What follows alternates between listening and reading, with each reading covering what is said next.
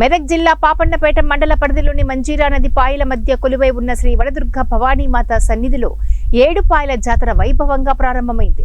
తెల్లవారుజామునే ఆలయ పూజారులు అమ్మవారికి అభిషేకం నిర్వహించి వివిధ రకాల పూలతో విశేష అలంకరణ చేసి అర్చన చేసిన అనంతరం భక్తులకు దర్శనమివ్వడంతో మహాశివరాత్రి జాతరకు ఆలయ అర్చకులు శ్రీకారం చుట్టారు. ఈ క్రమంలో తెల్లవారుజాము నుంచి మంజీరా నది స్నానం ఆచరించి భక్తులు అమ్మవారిని దర్శించుకుని మొక్కులు చెల్లించుకుంటున్నారు. ఈ నేపథ్యంలో వనదుర్గా మాత ఆలయం ముందున్న మంజీరా నది పాయలు మధ్యలో శివుని భారీ సెట్టింగ్ ను ఏర్పాటు చేశారు. వివిధ దేవతామూర్తులతో పాటు నందులు, గోవులు, త్రిశూలాలతో మండపాన్ని ఎంతో ఆకర్షణీయంగా తీర్చిదిద్దారు. ఆలయానికి వెళ్లే దారిలో ఉన్న రాజగోపురం నుండి గర్భగుడి వరకు చెలువ పందిళ్లు ఏర్పాటు చేశారు. జాతర సందర్భంగా వనదుర్గా భవానీమాత ప్రధాన ఆలయాన్ని, మండపాన్ని, ధ్వజస్తంభాన్ని రంగురంగుల పువ్వులతో శోభాయమానంగా అలంకరించారు. 7 పాయల జాతర ప్రధానంగా 3 రోజులు జరుగుతుంది. తొలి రోజు శుక్రవారం మహాశివరాత్రి, రెండో రోజు జాతర వేడుకల్లో ప్రధాన ఘట్టమైన బండ్ల ఊరేగింపు, మూడో రోజు ఆదివారం రథోత్సవం ఉంటాయి.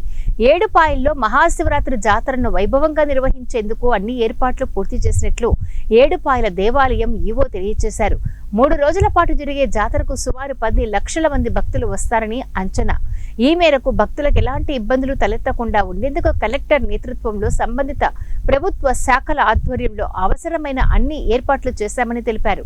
తాగునీటి వసతి, టాయిలెట్లు, బస్సులు, హెల్త్ క్యాంపులు, గజ ఈతగాలు ఇలా అన్ని జాగ్రత్తలు తీసుకున్నామని వారు పేర్కొన్నారు.